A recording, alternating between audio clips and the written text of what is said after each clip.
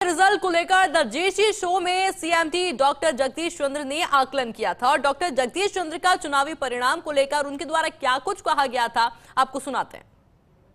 मंडी हिमाचल में कंगना रनौत की क्या हाल है? कंगना रनौत डिफिकल्ट है चुनाव।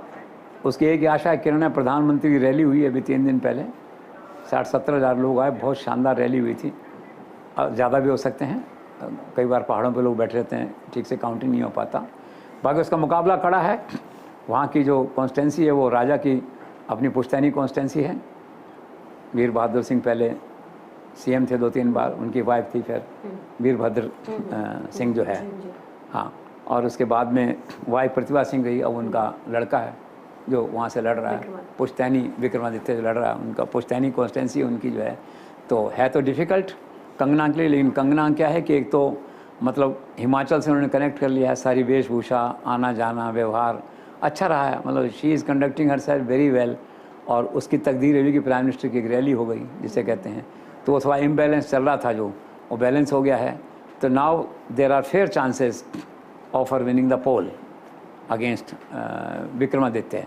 और ख़ास बात है नरेंद्र मोदी जो गए अभी, तो उन्होंने टारगेटेड अटैक किया उस फैमिली पे, परिवारवाद का मुद्दा उठाया उन्होंने कि पहले आप थे, आपकी पत्नी थे, वो आपका लड़का चुनाव लड़ रहा है। लोगों को कन्विंस करती ही बात है परिवारवाद की। दूसरा उन्होंने कहा कि आप यकीन रखना 1 जून के बाद ये सरकार नहीं रहेगी विक्रमादित्य की यहाँ पे। पता है पहले सरकार गिरनी थी, पहले नहीं गिरी थी, दैट वे जो है। तो Kangana I think has almost won the election courtesy and thanks to Narendra Modi कि वो रैली हो गई उनकी वहाँ पे।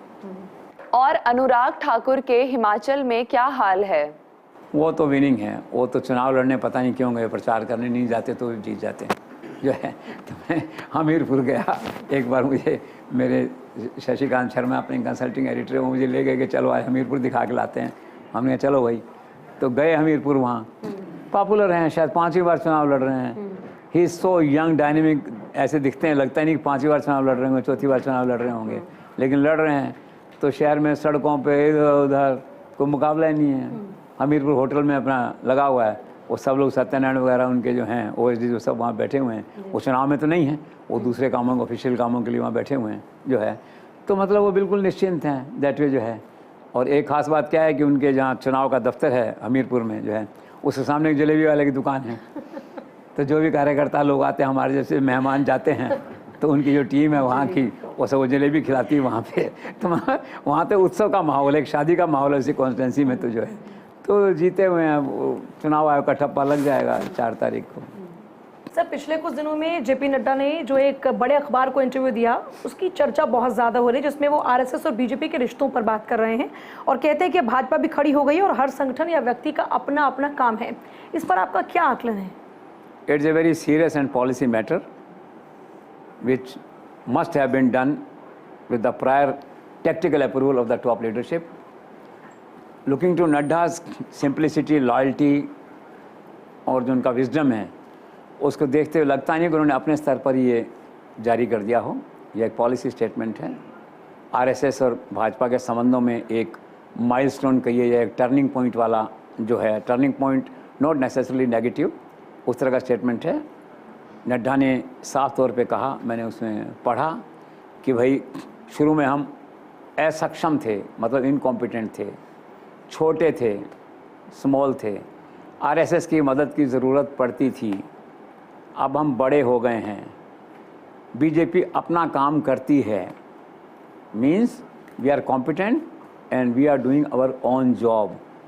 तो इनडायरेक्टली इसका मतलब ये निकलता है कि अब हमें आपकी ज़्यादा सहायता की आवश्यकता नहीं है। आम आदमी को ये मतलब निकलता है, ठीक है ना।